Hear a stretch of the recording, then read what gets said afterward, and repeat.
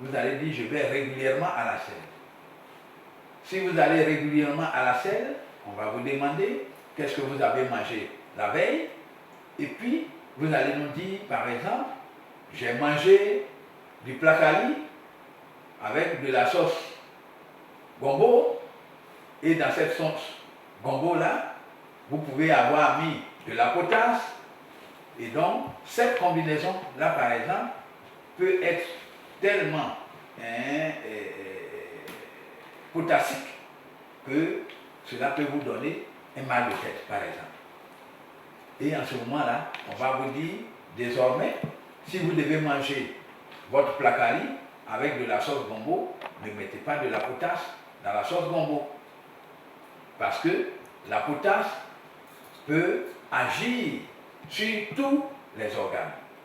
Dès lors qu'il y a une stagnation d'un élément corrosif dans le corps, cela peut entraîner un mal quelque part. Et donc, voici un peu comment je me présente. Et donc, je suis consultant, comme on le dit chez nous, je consulte le malade qui arrive, mais pas avec des courriers. Oui, je ne consulte pas avec de l'eau, je consulte avec la parole. Et donc, notre premier médicament que Dieu a donné à l'humanité est la parole. Parce que c'est par la parole que Dieu nous a créés. Et à partir de la parole, Dieu nous a donné la capacité de soigner. Pour ceux qui sont chrétiens, par exemple, quelque part, ils ont dit, dis seulement une parole et je serai guéri. Et donc, nous ne faisons que traduire ce qui est écrit, oui, en pratique. C'est pour ça qu'on nous appelle praticiens. Nous pratiquons l'art de la santé. On appelle communément la médecine. Oui, et donc je suis médecin traditionnel. Oui, un médecin traditionnel n'est pas un médecin moderne. Le médecin moderne va utiliser des accessoires, c'est-à-dire des appareils pour contrôler le sang, pour contrôler les organes, pour savoir quel est l'organe qui est malade. Mais le praticien, lui, consulte avec la parole. Quand le malade vient nous voir, on voit son aspect, pour celui qui est en face de nous, et puis on va lui demander les nouvelles. Et donc, dans ces nouvelles, il va nous relater, il va nous faire l'historique de sa maladie. Et à partir de l'historique, nous ne pouvons pas deviner, nous pouvons savoir ce pourquoi il est malade. Vous êtes d'une région donnée de la Côte d'Ivoire. Et dans cette région-là, par exemple, on ne mange pas de la viande. Et puis, vous venez à Abidjan et vous mangez de la viande. Quand vous mangez de la viande, vous avez outrepassé un ordre. Dès lors que vous allez trouver la maladie et que vous allez la soigner, et que la maladie est partie du corps, la défense peut remonter. Voici un peu comment est-ce que nous réfléchissons en naturothérapie. Parce que la défense n'est pas une maladie comme telle. Alors, il faut renforcer la défense à partir de la guérison de la maladie. Souvent, on dit que ce sont des maladies opportunistes qui vont vous attaquer quand le corps a perdu sa défense. Mais il y a des maladies qui détruisent la défense. Quand vous avez eu par exemple le zona, par exemple, le zona va détruire votre défense. Et très souvent, les gens ne savent pas qu'ils ont eu le zona. Oui, ça peut faire un petit bouton et puis après, ça disparaît. Quand on met un peu de pommade dessus, la plaie va se cicatriser. Et pourtant, vous avez eu le zona. Et quand on a eu le zona qui a le virus de la variole, normalement, on ne doit pas se mouiller. Oui, Quand on se mouille, le venin du microbe va pénétrer profondément dans le corps. Et donc va atteindre le sang. Et quand ça va atteindre le sang, le venin est dans le sang. Quand un serpent vous pique, vous voyez que ça peut vous piquer à l'orteil, mais le venin va monter jusqu'au poumon. Et donc le sang va se coaguler. Et donc le venin, je veux dire de la maladie, comme le zona, va rester dans le corps. Et donc au fur et à mesure que vous vous lavez, le venin pénètre profondément dans le corps. Et donc, c'est pour ça que je dis, en naturothérapie, nous ne faisons pas de recherche pour soigner le sida. Quand vous venez nous consulter, on va vous poser des questions et à partir de vos réponses, on va conclure que vous avez une telle maladie. Et donc, nous allons soigner la maladie qui est du moment. Et à partir de cette maladie-là, en ce moment-là, nous allons vous soigner et vous guérir de la maladie. Et une fois que la maladie est sortie de votre corps, votre défense peut remonter. Et donc, en naturothérapie, pour clarifier les choses, nous ne faisons pas de recherche en tant que tel. Nous ne sommes pas des scientifiques qui ont des laboratoires pour faire des recherches. Nous ne le cherchons pas. Nous sommes des tradipraticiens. Ce sont des médicaments que nos parents ont utilisés pour soigner des maladies. Et quand on utilise ces médicaments-là, tous les jours, on dit que nous sommes en train de pratiquer la médecine traditionnelle. C'est ce qui vaut le nom de tradipraticien. Et donc, nous ne pouvons pas, en tout cas le naturothérapeute qui dit qu'il fait des recherches relatives, des recherches relatives au sida, non, ce n'est pas juste. Parce que le médicament, nous l'avons reçu de nos parents et ce médicament, nous l'utilisons pour soigner une maladie donnée. Et donc, un tradipraticien soigne des maladies. Et quand on considère que c'est un syndrome, nous, en naturothérapie, ce n'est pas une maladie. Allez à l'hôpital. J'insiste là-dessus parce que c'est tellement important. Allez à l'hôpital. Voyez dans la partie infectieuse. Tous ceux qui sont là-bas, soit ils ont la tuberculose, soit ils ont la diarrhée, soit ils ont une autre maladie. Et donc, le tradipraticien va soigner la maladie que le patient envoie chez lui. Quand il vient, il dit que j'ai la tuberculose, nous allons lui donner, par exemple, le médicament contre la tuberculose. Quand il dit je fais la diarrhée, on va lui donner le médicament contre la diarrhée. Et dès lors qu'il ne fait plus de diarrhée, son corps devient réceptif. Son corps va garder les médicaments.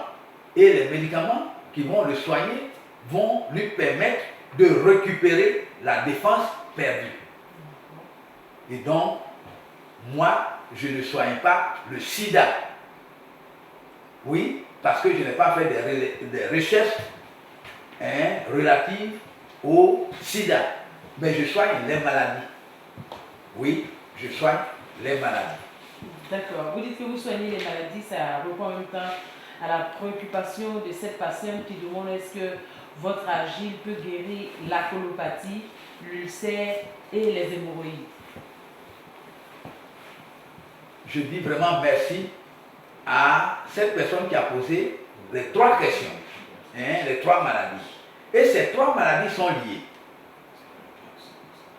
La première des maladies, c'est la colopathie. La colopathie, c'est le mauvais fonctionnement du côlon. Et quand le côlon fonctionne mal, nous allons développer beaucoup de gaz. Et quand on va développer beaucoup de gaz, le gaz va rentrer dans le sang, dans les vaisseaux, et le gaz va aller partout dans le corps. Maintenant que le côlon ne fonctionne plus correctement, les déchets qui vont venir, sinon les aliments qui vont venir dans le côlon vont être mal traités. Oui, ne seront pas bien traités.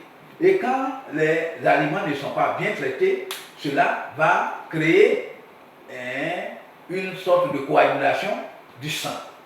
Et le sang qui va être trop lourd, qui va rentrer dans les vaisseaux, on dit qu'il y a des veines hémorroïdaires dans le corps. Et ces veines hémorroïdaires-là sont au niveau de l'anus aussi. Et quand les veines hémorroïdaires vont recevoir du sang trop lourd et qu'il y a du mauvais gaz, cela va coaguler le sang. Et le sang qui va se coaguler va rester dans les veines hémorroïdaires et va créer ce qu'on appelle des varices. Quand c'est sur le pied, par exemple, on voit que les nerfs sont apparents. Et quand ça va être au niveau de l'anus, ces nerfs-là vont être apparents. Et on va dire que notre hémorroïde est sorti. Et ce gaz-là, qui va remonter, comme c'est du gaz chaud, cela va altérer les tissus de la paroi de l'estomac ou du côlon, et cela va créer ce qu'on appelle communément l'ulcère. L'ulcère, c'est une petite plaie, c'est une petite écorchure au niveau de l'estomac ou bien au niveau du côlon. Et en général, ça se fait dans les goulots d'étranglement, soit au pylore, c'est-à-dire plus haut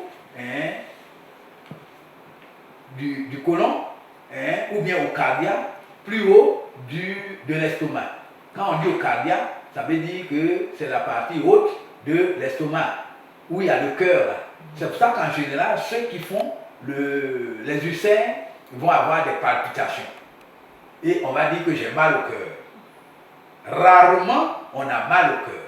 Je dis bien rarement, je ne dis pas qu'on n'a jamais mal au cœur, mais c'est rarement qu'on a mal au cœur. En général, c'est un ulcère qui va faire que le cœur va battre, puisque le mal est juste à côté du cœur. Et donc, le cœur va battre la chamade, et puis on dit qu'on a des palpitations. Mais, en général, ce n'est pas le cœur qui est malade. Donc, la colopathie, les ulcères et les hémorroïdes sont les maladies du tube digestif. Et donc, les trois maladies sont liées. Et est-ce que vous avez des astuces pour essayer de les corriger?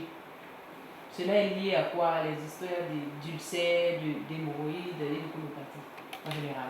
Cela est lié tout simplement à notre alimentation. Oui, Dieu a créé l'univers.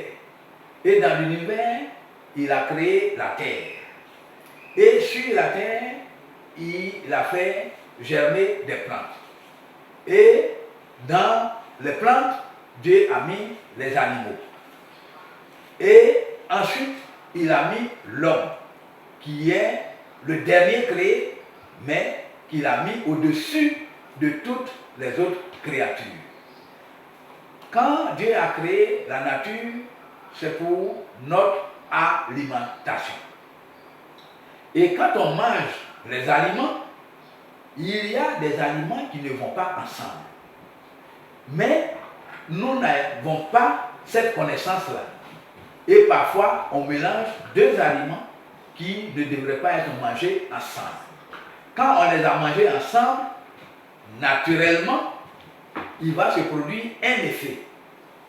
On va dire un effet indésirable. Quand vous prenez deux éléments, comme chez nous on appelle le bissap et le citron, ces deux éléments-là, on ne devrait pas les manger ensemble. Oui, parce que les deux produisent de l'acide. Alors quand on met les deux ensemble, l'acide qui va se produire, c'est-à-dire le troisième type d'acide, en général le corps le supporte mal. J'ai pris cet exemple-là de deux jus pour comprendre que ce n'est pas tous les aliments qu'on devrait mélanger. Et donc, quand on a mélangé deux aliments qui ne devraient pas être mélangés, on va créer une situation donnée. Et cette situation-là va faire qu'on va se constiper, par exemple. les selles vont devenir durs, les déchets vont devenir trop durs dans le ventre. Et donc, à partir de la constipation, la colopathie vient, l'ulcère vient, les hémorroïdes viennent.